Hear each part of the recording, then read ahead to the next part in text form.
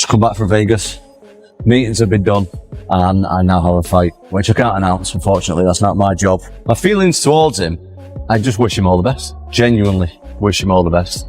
If he feels satisfied with what he's done, which he's saying he is, and he's happy to leave like that, then I genuinely wish him all the best. Talking of next fights, what's going on? I've got a fight coming up soon, so I can't say anything else other than that. There are a lot of politics involved, unfortunately, but that is the nature of elite sports. That's what happens. Not something that I've experienced too much of, to be honest, up until the last 10 months of my life. I really believe it's going to come good in the end and everything's going to work out for the best. Any indication how long until we're going to hear something from you? The next couple of weeks. I know it's scary.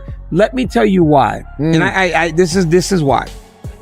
He's fucking good. Let's start there. He's very good. Yeah. And he's big and he's explosive and he's young. Yep. Somebody showed me that counterpunch thing the other day with me and Jon Jones. And John told me, he goes, "You're only getting older. You're 37 years old. I will only see when I stand there, I'll see a 38-year-old man. Yep. I'm barely entering my prime." Yep. That's opposite. The flip. Tom Aspinall has reached his breaking point. Despite capturing the interim heavyweight title in dominant fashion, he feels ignored by the organization. You'd expect him to be celebrated, promoted, and given a clear path forward. But that hasn't been the case. No official fight plans, no direction, and no real recognition of his champion status. It's become clear. He's tired of waiting in the shadows. Showed exactly how bothered he was. Because Jon Jones, even though he thinks he's smart, he's a child, right? And he doesn't realize in all of that coping, we can read him like a fucking book. And all he's done is kind of promoted Tom Aspinall for an entire year in this tour that he's gone on, in showing you're scared of him, mate, and we fucking know you are. Because actions speak louder than words. And Jon Jones has moaned his entire career about fighter pay. He named his price. Dana White gave him it and said, yep, no problem. And he still turned down the fight. This is a man motivated by money. He never shuts up about it. You get your biggest payday ever, and you still haven't got the balls to step a toe in that fucking cage with him. I know a lot of Jon Jones fans, will be hating and all of that, and, he doesn't need the fight, whatever. His heavyweight legacy has been the worst of any heavyweight we've ever seen as a champion. Deep down, your boy bottled it. And anyone who's deluding themselves into thinking otherwise, you gotta grow up, man. It's so obvious what's going on here. And I get it, you're emotionally attached to a fighter. He won all of those fights. He's the GOAT in your eyes, but you have to understand, he's now the duck. He is the duck, and he will be the duck forever. If Tom Aspinall loses a fight to someone who has got the balls to step in the cage with him, he'll be immediately on Twitter, say, I told you he wasn't that good. I've always been better than him. And what is now going to happen in your career going forward in the heavyweight division, all right? What are your feelings towards him? First of all, thanks for keeping it short, because I have said that I'm not going to speak about it anymore. My feelings towards him, I just wish him all the best. Genuinely wish him all the best. If he feels satisfied with what he's done, which he's saying he is, and he's happy to leave like that, then I genuinely wish him all the best. Do you think that is it? I don't know him. Don't know him at all. Met him once. Don't know anything about him, so I don't know. Say it, it was short. It was short and sweet, thank you. No, but you can understand that has been quite a huge part of the narrative over the last 12 months. And a lot of fight fans will have their attitudes as to why that decision has been made and what have you. I kind of agree with you. At the end of the day, with the legacy that he's had and what he's done in the sport, he has the right to make a decision for himself. Personally, as a fight fan, I just wish that he'd done it a little bit earlier, so therefore we wouldn't have had that narrative over the last 12 months, because I can imagine it's been incredibly frustrating for you from a personal point of view and a professional point of view as well. Yeah, I just wanted to, I feel like a broken record, keep banging on, but all I wanted to do was fight. I just wanted to fight. I've not been to work, mate, for nearly a year. I know people see me online and doing all the rest of it, but my main job is fighting people. That's what I do. I've not done that for almost a year, and none of it has had anything to do with me. Right, perfect. This is where I want to go with, right? Because I think a lot of people have an understanding of you.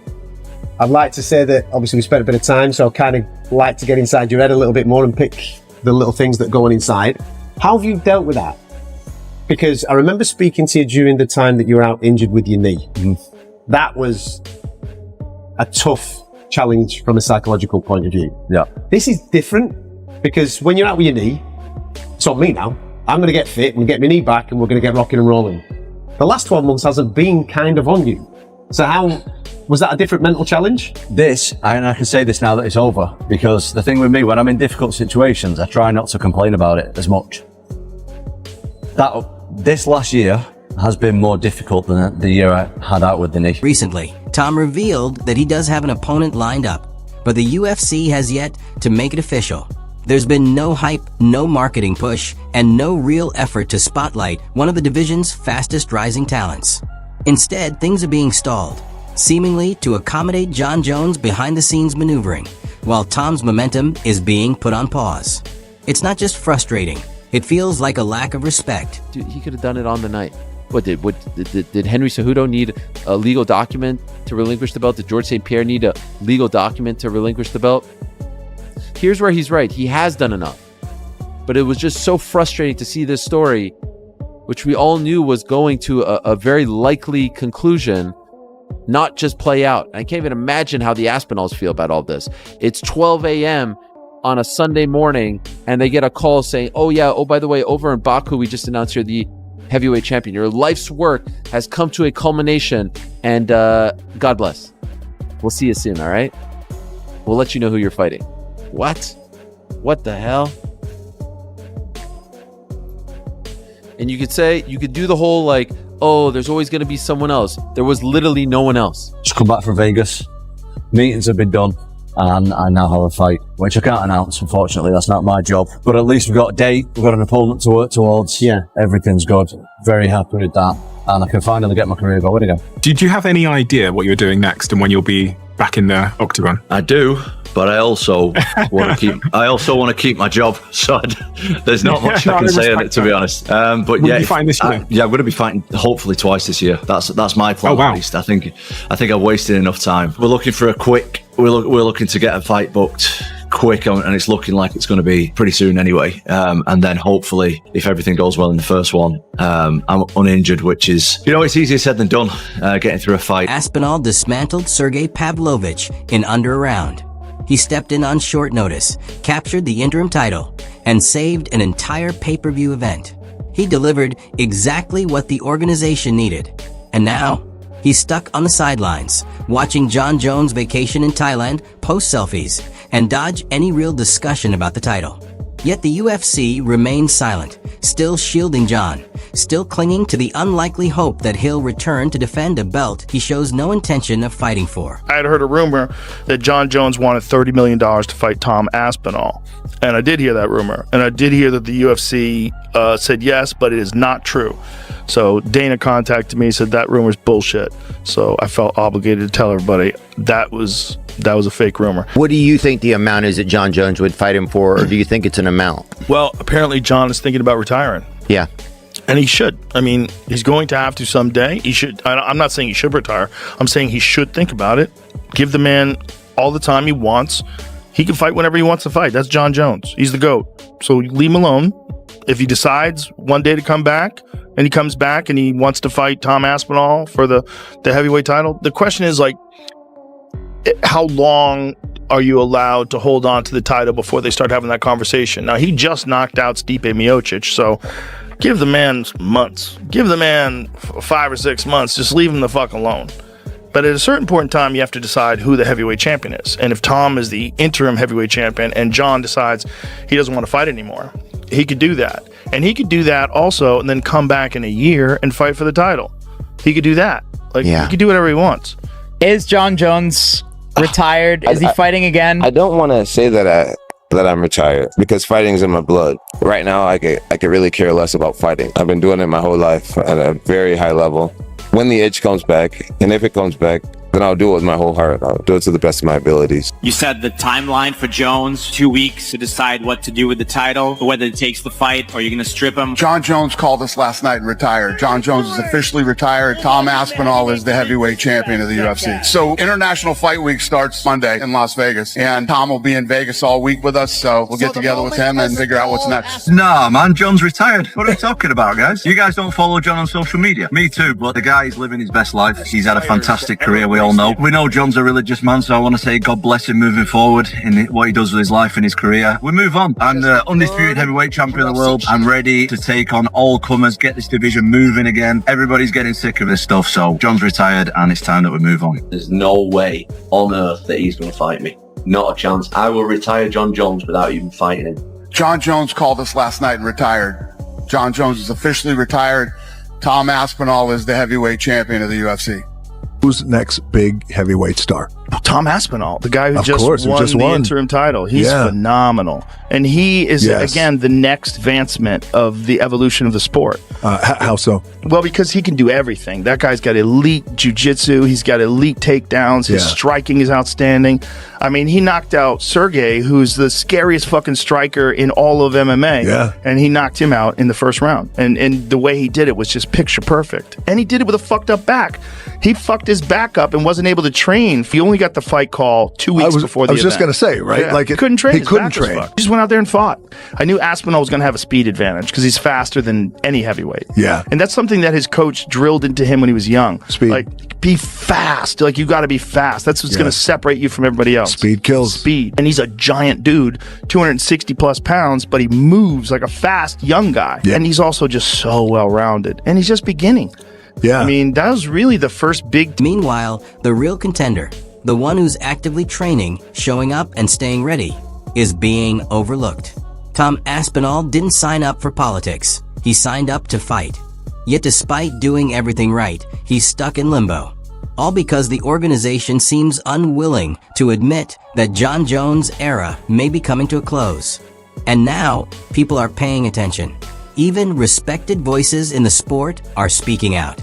Ariel Helwani has criticized the silence, and Michael Bisping has thrown his full support behind Tom, calling the situation absurd. The fan base is getting louder too, because no matter how it's framed, the man holding the belt shouldn't have to fight for recognition. Is Jon Jones scared to fight you? Yes. Jon is conning the public. The fact that he didn't want to fight in Gane for 3 years and now he's not wanting to fight me for over a year. Is that fight fucking happening? The UFC are saying that it's going to happen. I think it's down to him and Dana. Dana loves Jon Jones. He's trying to grease up his ego a little bit. I think he's one of the best fighters ever. Definitely top 3. That's debatable when you start putting in about drug tests and stuff like that, I think. Damn. What drug are you talking about specifically? Look, I'm as big a Jon Jones fan as anybody, and I've always defended he's not afraid of Tom. He's willing to fight anybody. It's hard to not fall into that narrative here, though. You know, like, to me, like, fighting in the White House, like, that doesn't do it. But maybe I'm a different person. You know, maybe everybody looks at it different. For me, like, if you tell me they're going to have a fight at the White House, like, cool. All right. Like, it'd be cool to do it. If not, whatever. Like, a fight's a fight. Maybe Jon looks at it different. Maybe that, you know, got him motivated, sparked his interest enough. But man, I'll tell you, like, this looks bad in my opinion. Like, and I got the most respect for Jon. Like, I talk about it all the time, right? Like, the dude was kicking people's asses while on cocaine. You know, like I've done enough cocaine to know I cannot do that. Like, respect, Jon. Like, you are a bad motherfucker. But this looks like ducking. Phone calls were made to Tom, where Tom was told he's fighting Ciryl. The phone call was made to Ciryl, where he was told he was fighting Tom. I'm sharing with you purely as conspiracy theory, so something to discuss. That I think, in the absence of an official announcement, that there is room to run that idea back, which, by the way, is a knee-jerk reaction. There's a number of reasons not to do that match, but all of those reasons tie into failing to turn the page from the Jon Jones chapter, which is problematic because that's a guess by me. They may not be looking to turn the page. Jon is now back in the pool. You could allow Jon into the pool. You could allow him into the organization. You can allow him to do anything you want except call himself the undisputed champion. That way, you don't even have to. You don't even have to require that he fight.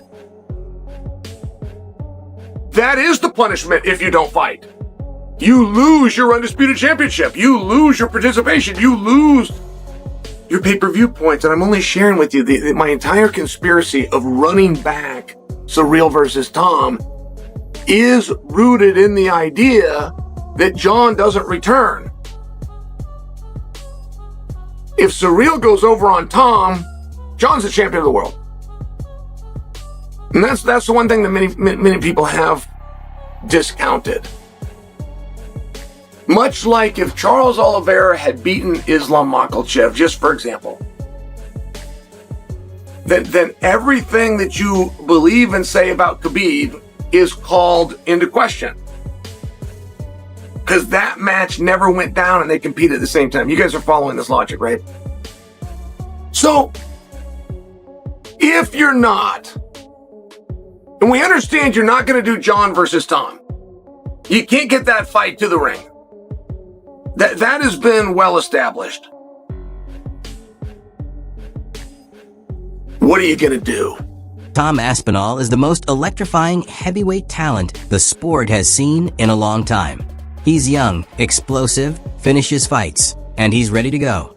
There's absolutely no excuse for why his next bout hasn't been confirmed. Whether it's Ciryl Gane, Jailton Almeida, or another top contender, this division needs movement, and Tom is clearly at the front of it. But instead of letting him lead the charge, the UFC continues to stall, holding out for Jon Jones to make a decision or for some ideal PR moment, all while a top-tier athlete watches his momentum fade. And Tom's message is loud and clear. Either announce the fight or get out of the way. I like the idea of Alex. Alex is booked against Ankalaev. They're going to headline in October. Okay, great. So you got Jon off the board, you got Alex off the board. You start to see where you don't really have a choice. You got to go with Ciryl, who is extremely problematic. If he beats Tom, Jon Jones is the champion of the world. If he beats Tom and Jon Jones is back, you now got to make Jon Jones versus Ciryl, which was very arguably the worst title fight in history, and for sure was the worst heavyweight title fight in history. It for sure was the worst title fight in the last 10 years. But it likely wins the booby prize all the way back in time. I mean, you see where I would say that Ciryl is a knee-jerk reaction? You bring in the fact that Ciryl skipped a fight because he decided he wanted to go do a movie, which, by the way, was never good enough to even get in the theaters. No offense, but what are you thinking there?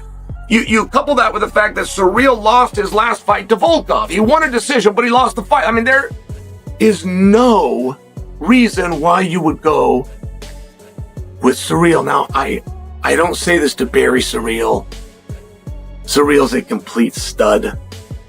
He's handsome and he's a nice guy. I feel like people like him. I'm just saying right. You'd have a hard time putting me in there with Tom, and I'm the linear champion. I'm the one that put Jon's foot on backwards so he can't train for it in the first place.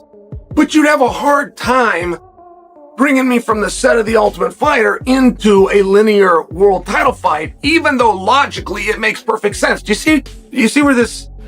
So if you have it, but how are you going to get somebody in front of him? Stipe retired, Volkov's already had the fight, Curtis Blades just got in there. I mean, who are you going to put in front of him? Almeida can't draw. I like the idea of Almeida. I think Almeida's got a real good career in front of him. You can't take Almeida to a main event. You can't take him to a world title fight. You can't take him to Madison Square Garden, right? It's like baseball. 3 strikes and you're out. So who are you going to turn to? And you would need a little hook or crook. I'm only suggesting for you with recency bias and based on what we just saw and the landscape of the heavyweight division. Which is Tom Aspinall fights Pavlich and takes that fight on 2 weeks' notice and becomes the interim champion and fucks his back up and can't train at all. But Aspinall, like that guy's, he's something special. He really is something special. He's a very unusual example. Because he's a heavyweight, and he's a big guy, a really big guy, but he moves so fast. And his coach, Colin, I forget, it's from Cabal, this gym that he trains at in the UK. Colin Huron, he trained Darren Till. Colin, from the early days of the career, was like emphasizing his speed.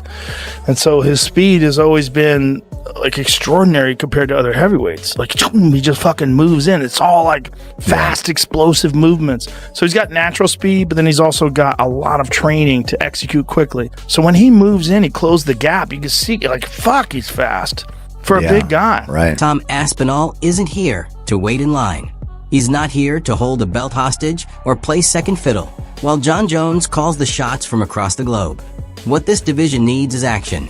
Fighters who show up, stay ready, and are willing to step into the cage.